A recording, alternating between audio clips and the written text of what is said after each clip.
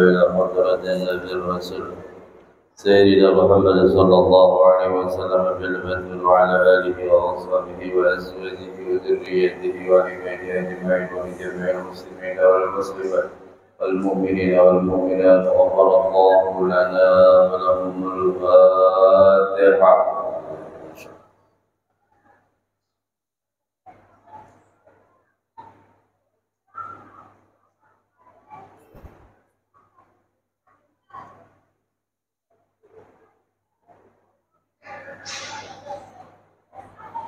Assalamualaikum warahmatullahi wabarakatuh.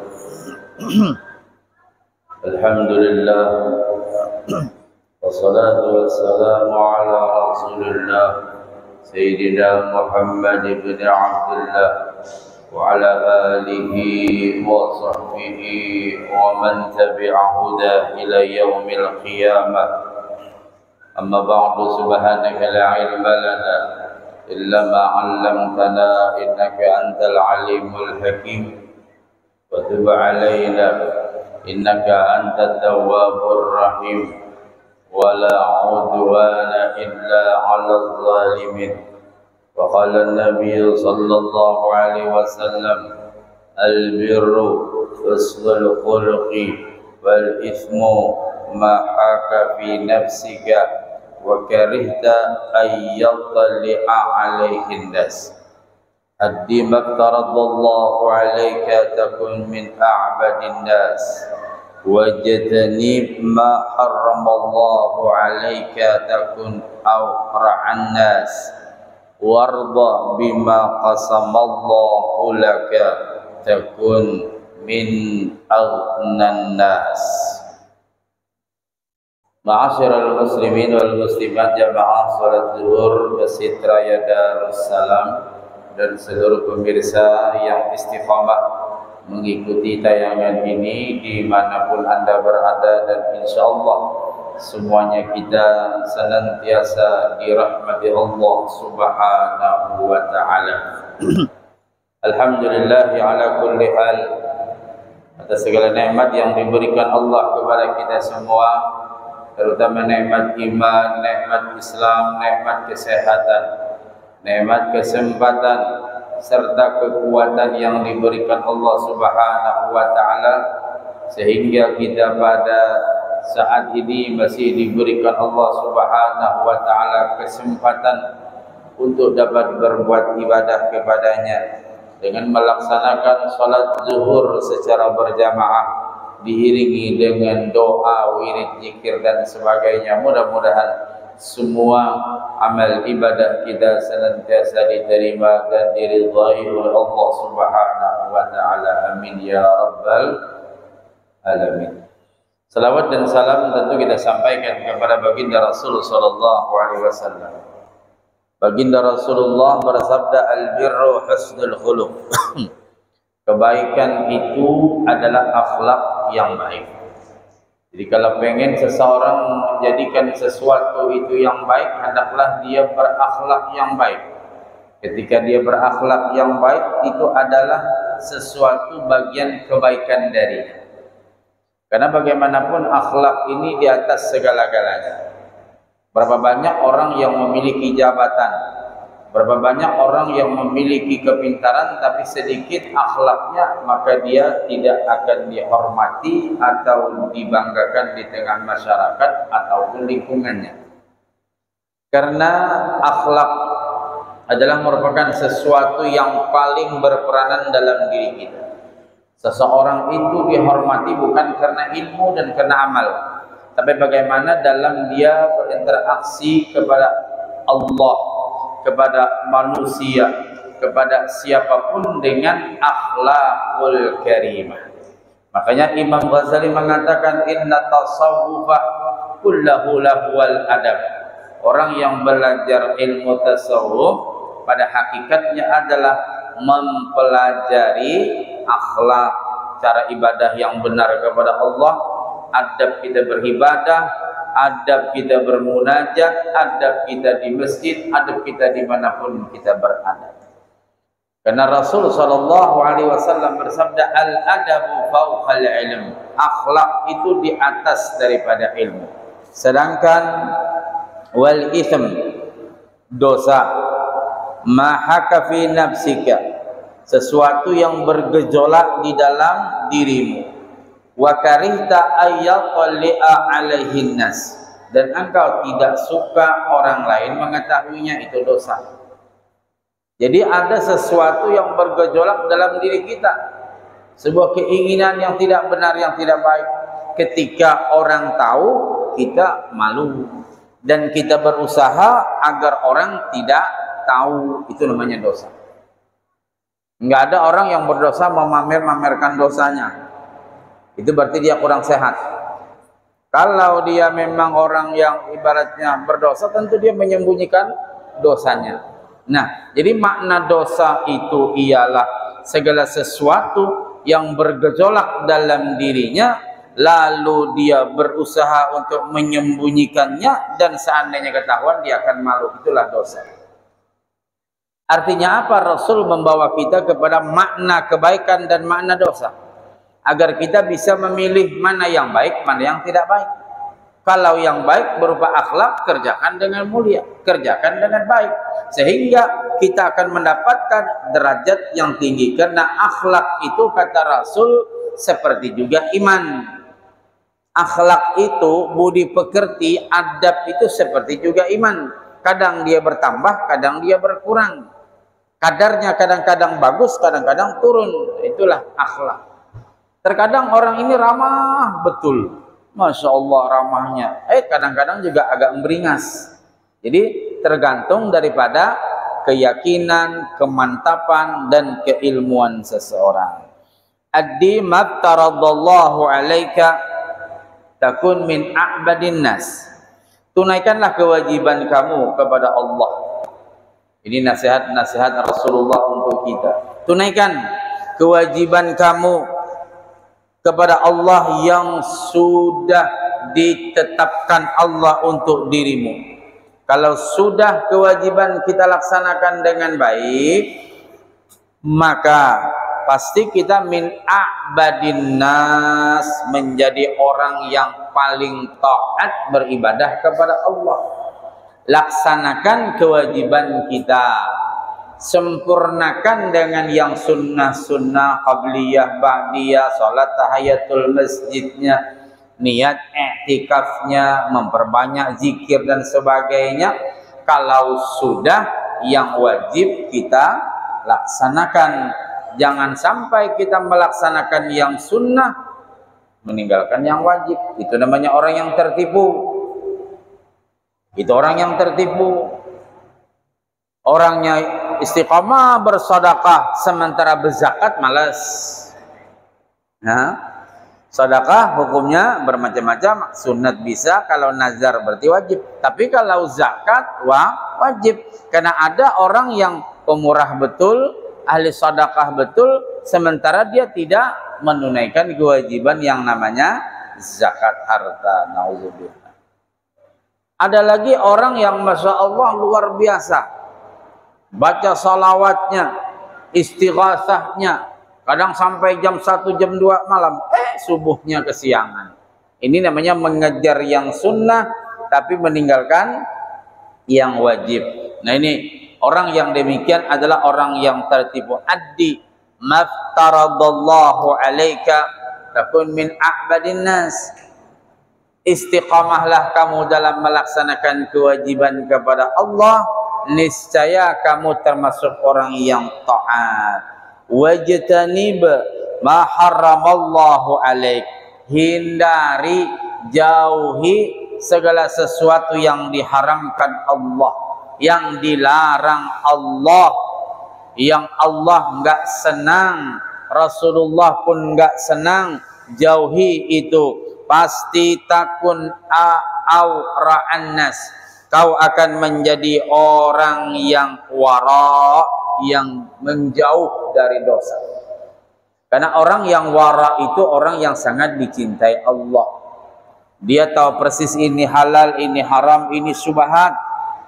Yang diambil yang halal walaupun sedikit, Walaupun tidak banyak, yang penting halalan tayyiban mutayyiban mubarakan, sudah halal berberkah manfaat. Walaupun banyak tapi banyak maksiat dosanya. Apabila antara keduanya, antara halal dengan haram, bingung dia menentukan, itu namanya syubhat. Nah, jadi usahakan dalam kehidupan kita, wajtanib ma harramallahu alaik, jauhi apa-apa yang diharamkan Allah.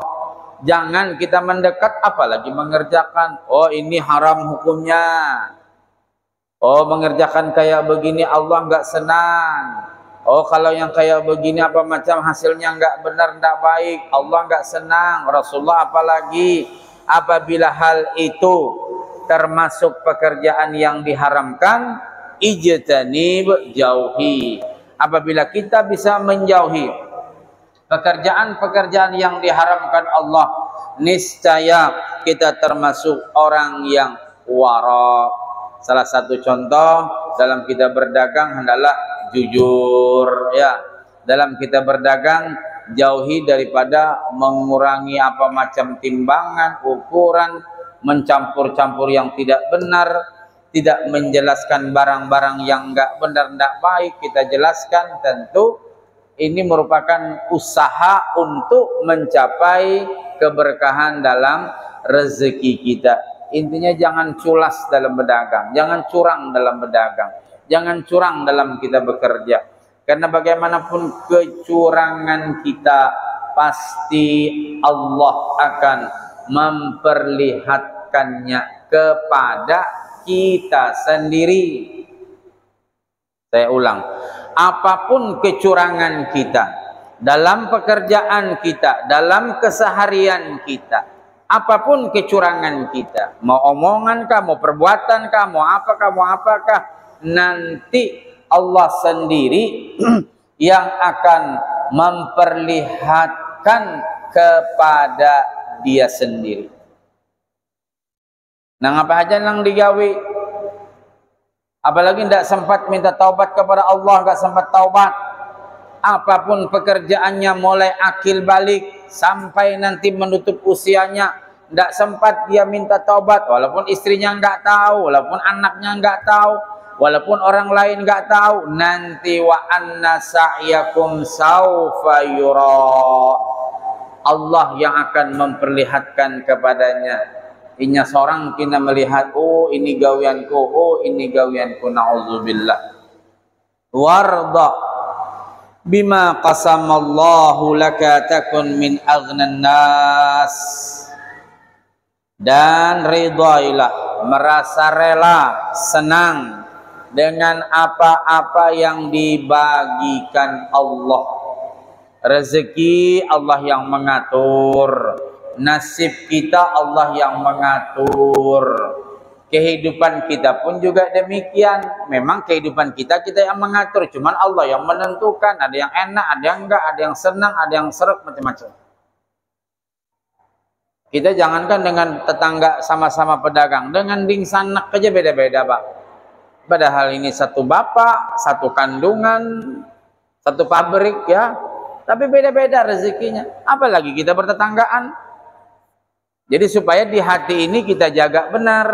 Apa menjaganya? Bahwa inilah rezeki yang diberikan Allah kepadaku. Banyak, alhamdulillah. Sedang, alhamdulillah. Agak kurang, tetap alhamdulillah. Kenapa? Yang penting masih bisa berusaha. Iyalah.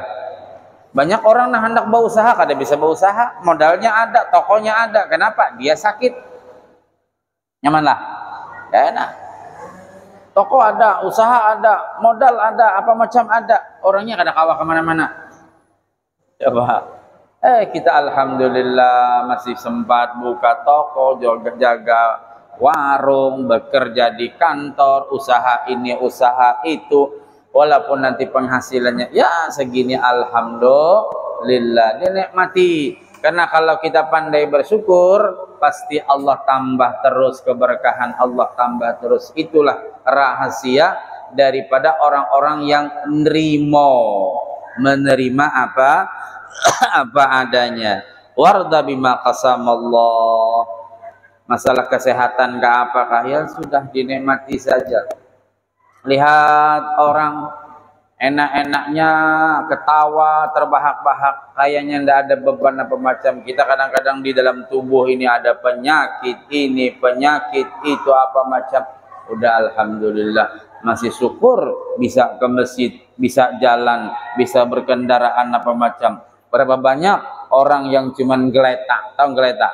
Cuman ditilam aja, ada nang pempes digantikan, kita masih bisa kemana-mana. Alhamdulillah. Jadi terus perbanyak bersyukur. Karena warda bima qasamallah, menerima, senang dengan apa yang dibagi oleh Allah untukmu. Takun min aghnan nas, niscaya engkau menjadi orang nang sugih. Bila kita tuh reda dengan pemberian Allah, hati senang, sugih kita Pak. Karena ada juga orang yang diberikan Allah rezeki banyak tapi masih kurang aja. Itulah manusia. Manusia nggak ada yang merasa puas. Dikasih ini, pengen ini, dikasih ini, pengen ini. Siapa mereka yang merasa puas? Mereka yang tadi warda bima qasamallah, ridha dengan apa yang diberikan Allah. Itulah namanya sesuatu akhlak yang mulia. Man ahsan fima bainahu wa bainallah kafallahu ma baina wa bainan nas. Barang siapa yang selalu memperbaiki hubungan dengan Allah, jadi apa aja kita perbaiki hubungan kepada Allah, ibadah kita, salatnya, baca Qur'annya, berzikirnya, kita perbaiki. Quran yang masih belum benar kita perbaiki, belajar. Di sini ada tahsin Al-Quran untuk ibu-ibu, untuk bapak-bapak saya nggak tahu. Belajar kita, mungkin di rumah kita belajar. Kapan lagi kita pengen memperbaiki? Nunggu kapan? Nunggu tua? Sekarang sudah tua kok. Memangnya 50 belum tua? Kita perbaiki.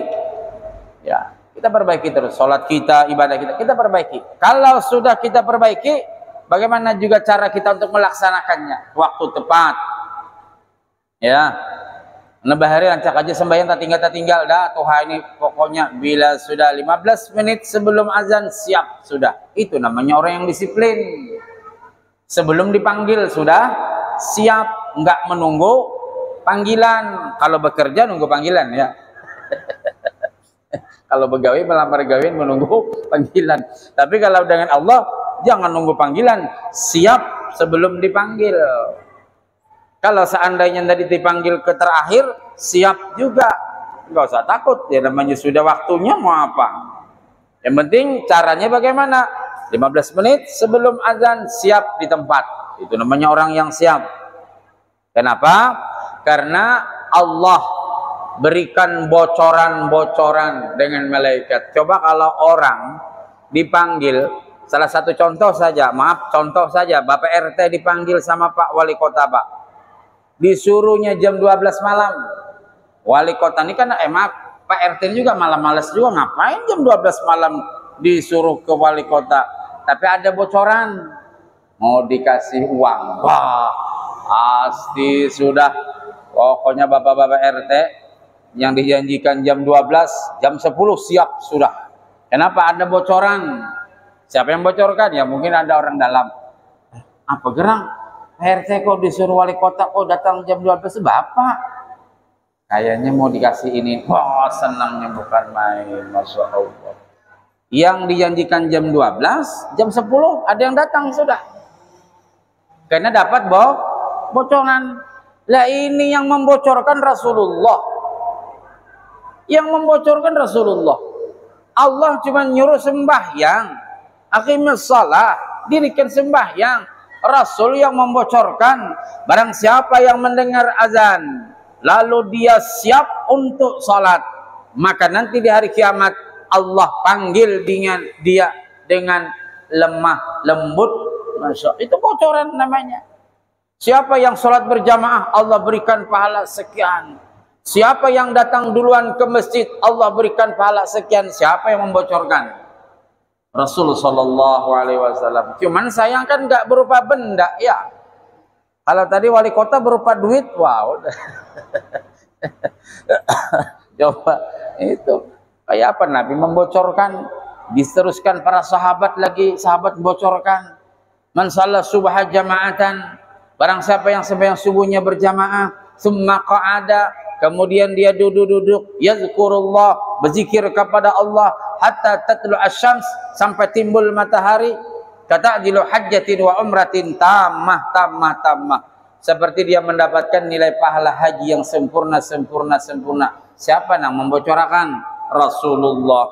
Allah Allah cuma menyuruh sembahyang, aqimis shalah li zikri, dirikan sembahyang untuk mengingat aku. Nabi yang membocorkan, sahabat lagi yang membocorkan, ulama lagi yang menentukan begini-begini amalan, ada wirid dan sebagainya. Coba kurang apa lagi sudah kita? Sudah dibocorkan aja masih malas juga ya. Kenapa inyam? Kada ada bisi berapa benda cakap pahala tuh gana kayak gunung nih kan, bah. Ada muat Masjid Raya ini. Hah? Bubuhan pasar pagi turunan, bah. Pokoknya kenapa dapat bocoran? Siapa yang bocorkan? Guru, ulama, habaib yang menyampaikan. Aduh sudah pak, penuh sholat berjamaah kena dapat bocoran. Tapi sayang, ada kelihatan pahalanya.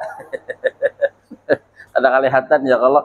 Nah sementara tadi apa yang mau dikasih wali kota ada bocoran, kayaknya mau dikasih bantuan sekian juta. Wah ya sudah, Masya Allah. Itu coba kalau kita berpikir ini yang membocorkan orang yang nggak pernah berbohong, nggak pernah berdusta, apalagi kita masa kurang juga percaya kepada baginda Rasul. Artinya tambah semangat terus kita beribadah.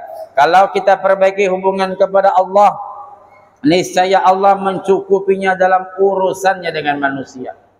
Baiki dulu hubungan kita dengan Allah, pasti Allah baiki hubungan kita dengan manusia. Urusan rezeki kah, urusan gawian kah, urusan rumah tangga kita kah, banyak masalah-masalah yang kita hadapi kah, Allah Maha tahu. Baiki dulu hubungan kita dengan Allah.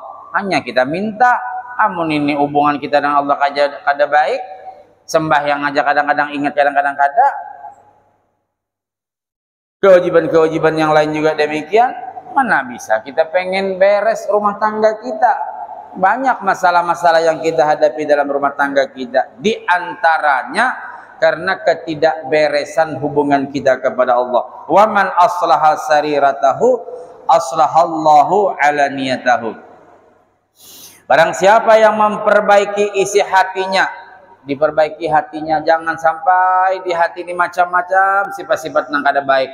Apa guru nang kada baik? Ada dengki, ada senang melihat orang dapat nikmat, ada sombong, merasa dia paling banyak berbuat, paling hebat, ada merasa ujub, bangga diri, macam-macam penyakit-penyakit hati. Kalau kita bersih hati kita, diisi dengan berzikir kepada Allah, pasti aslahallahu ala niyatahu, niscaya Allah memperbaiki perbuatan nyatanya. Jadi kalau kita baiki hubungan kita kepada Allah, pasti urusan kita apapun beres.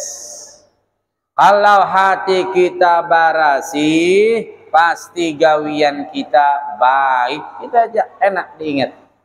Ya, mudah-mudahan Allah memberikan bimbingan kepada kita. Ya, di sela-sela kesibukan kita sempat-sempatkan beribadah, kita sempat-sempatkan menuntut ilmu. Mudah-mudahan Allah memberi kekuatan untuk dapat mengamalkannya dalam kehidupan kita. Mudah-mudahan beratan panjang umur, sehat badan, murah rezeki, anak cucu kita beriman, saleh salehah, dan mudah-mudahan kita sekeluargaan selamat dunia akhirat. Wafatnya kita pada waktunya nanti mudahan husnul khatimah. Ala hadiniya wa ala niyatin salihah ila hadratin nabi al-fatihah.